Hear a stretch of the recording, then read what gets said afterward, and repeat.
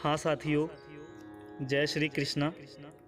साथियों, आज मैं जो शुरुआत करने जा रहा हूँ प्रभु का नाम लेके, दोस्तों मैं आज श्रीमद् भागवत गीता में छिपा हुआ वो ज्ञान जो हम सभी लोगों को बहुत ही बढ़िया हमारे सपनों को पूरा कर सकता है, हमारे जीवन में खुशहाली ला सकता है, हमें कैसे जीना है, हमें कैसे क्या करना है, वो सब इस गीता के ज्ञान में है।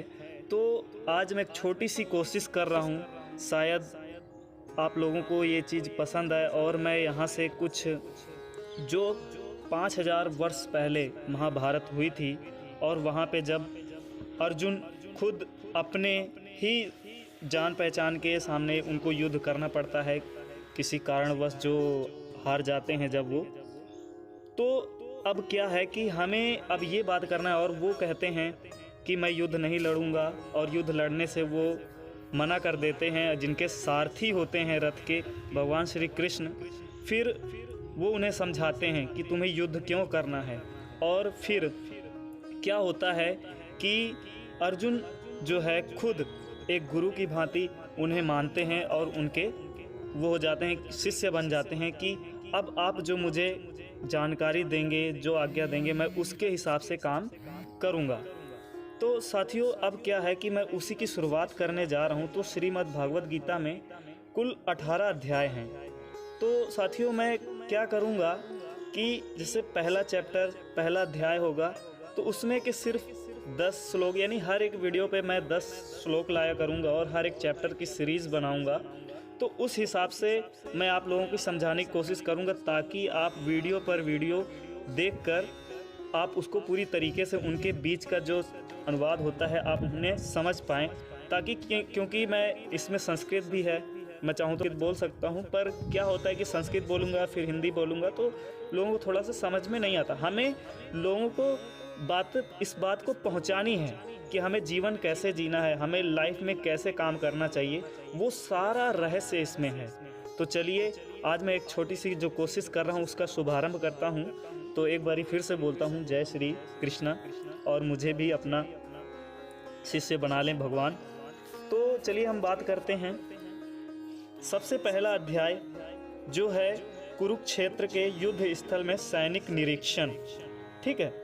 और फिर दूसरा अध्याय चालू होगा गीता का सार, और फिर अध्ययन 3 चलेगा कर्म योग, फिर चौथा अध्याय दिव्य ज्ञान, फिर 5वां अध्याय कर्म योग कृष्ण भावित कर्म, उसके बाद अध्याय 6 ध्यान योग, फिर अध्याय 7 भगवत ज्ञान, फिर अध्याय 8 भगवत प्राप्ति, फिर अध्याय 9 परम गुरु ज्ञान, उसके बाद अध्याय 10 श्री भगवान का ऐश्वर्य, उसके बाद अध्याय चलेगा 11 विराट रूप जब अर्जुन जी को कृष्ण जी दिखाते हैं, उसके बाद अध्याय 12 भक्ति योग, उसके बाद अध्याय 13 प्राकृतिक पुरुष तथा चेतना, अध्याय 14 प्रकृतिक के 3 गुण, उसके बाद अध्याय 15 पुरुषोत्तम योग, यानी पुरुष का क्या योग, तो इसमें सारा कुछ हमें सीखने को मिलेगा। फिर अध्याय 16 दैवी तथा असुरी स्वभाव, और उसके बाद अध्याय 17 श्रद्धा के विभाग, उसके बाद अध्याय 18 और लास्ट उपसंहार संन्यास की सिद्धि। तो चलिए हम आज शुरुआत करते हैं आज के 10 श्लोक के द्वारा। तो हम शुरुआत करेंगे अध्याय 1 यानी कि चैप्टर 1 और उसकी पहली सीरीज। तो चलिए शुरुआत करते हैं कुरुक्षेत्र के युद्ध स्थल में सैनिक निरीक्षण। तो अब क्या है कि मैं थोड़ा सा एक संस्कृत बोल देता हूँ इस श्लोक को, उसके बाद हम हिंदी में ही सारी बातें करेंगे ताकि आपको समझ में आ जाए। धर्म क्षेत्रे कुरुक्षेत्रे समवेता युयुस्वः मम कहा पांडवा सच्चर किम कुर्वत संजय, यानी कि अब हम बात करते हैं धृतराष्ट्र को उवाच। उसके बाद क्या होता है, धृतराष्ट्र ने कहा, हे संजय, धर्म भूमि कुरुक्षेत्र में युद्ध की इच्छा से एकत्र हुए मेरे तथा पांडु के पुत्रों ने क्या किया। उसके बाद अब इसमें दूसरा संजय बताते हैं कि संजय ने कहा, हे राजन, पांडु पुत्रों द्वारा सेना की व्यूह रचना देखकर राजा दुर्योधन अपने गुरु के पास गया और उसने ये शब्द कहे। क्या कहे? हे आचार्य, पांडु पुत्रों की विशाल सेना को देखें, जिसे आपके बुद्धिमान शिष्य द्रुपद के पुत्र ने इसे कौशल से व्यवस्थित किया है। ठीक है, अब उसके बाद चलते हैं चौथा श्लोक जो है, इस सेना में भीम तथा अर्जुन के समान युद्ध करने वाले अनेक वीर धनुर्धर हैं, यथा महारथी युयुधान, विराट तथा द्रुपद।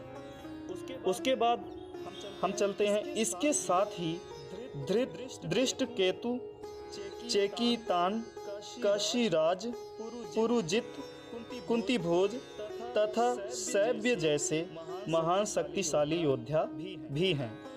तो उसके बाद क्या होता है, किंतु हे सर्वश्रेष्ठ, आपकी सूचना के लिए मैं अपनी सेना के उन नायकों के विषय में बताना चाहूँगा जो मेरी सेना को संचालित करने में विशेष रूप से निपुण हैं। उसके बाद मेरी सेना में स्वयं आप, भीष्म, कर्ण, कृपाचार्य, अश्वत्थामा, विकर्ण तथा सोमदत्त का पुत्र भूरिश्रवा आदि हैं, जो युद्ध में सदैव विजयी रहे हैं। उसके बाद हम बात करते हैं, ऐसे अन्य अनेक वीर भी हैं जो मेरे लिए अपना जीवन त्याग करने के लिए उद्यत हैं। वे विविध प्रकार के हथियारों से सुसज्जित हैं और युद्ध विद्या में निपुण हैं। हमारी शक्ति अपरिमेय है और हम सब पितामह द्वारा भली भांति संरक्षित हैं, जबकि पांडवों की शक्ति भीम द्वारा भली भांति संरक्षित होकर भी सीमित है। तो आज हम इस वीडियो को यहीं पे विराम करते हैं और फिर हम यहीं से आगे वाली पंक्तियां, जितने भी दोहे श्लोक हैं, हम उनके बारे में बताएंगे और पूरा आप लोगों को। तो क्योंकि ऐसा हम इसलिए कर रहे हैं, हमारी ये पहली वीडियो है, आगे से जो आज गलती हुई आगे से नहीं होगी, तो आप लोग ध्यान से इस चीज़ को सुनिए। और ऐसा हम इसलिए कर रहे हैं, 10-10 श्लोक की वीडियो बना रहे हैं, ताकि आप लोग 5 मिनट, 6 मिनट, 10 मिनट की जितनी भी वीडियो बनती है, उसमें आसानी से आप उसको ध्यान से पढ़ पाएँ, समझ पाएँ, सीख पाएँ। क्योंकि 10 मिनट का समय कोई भी दे सकता है, 1-1 घंटे 2 घंटे में थोड़ा दिक्कत हो जाती है। इसलिए आज हमने, ये हमारी पहली वीडियो थी, थोड़ा सा लंबी हो गई है, पर आगे से हम जो भी वीडियो बनाएंगे उसके आगे 10 श्लोक का ही वीडियो बनाएंगे। तो 10-10 श्लोक की जितने मिनट की वीडियो होगी वो आपके लिए हम सीरीज़ के द्वारा पार्ट वाइज बनाएंगे। ओके, तो आज के लिए बस हम अपने वीडियो को यहीं समाप्त करते हैं। धन्यवाद।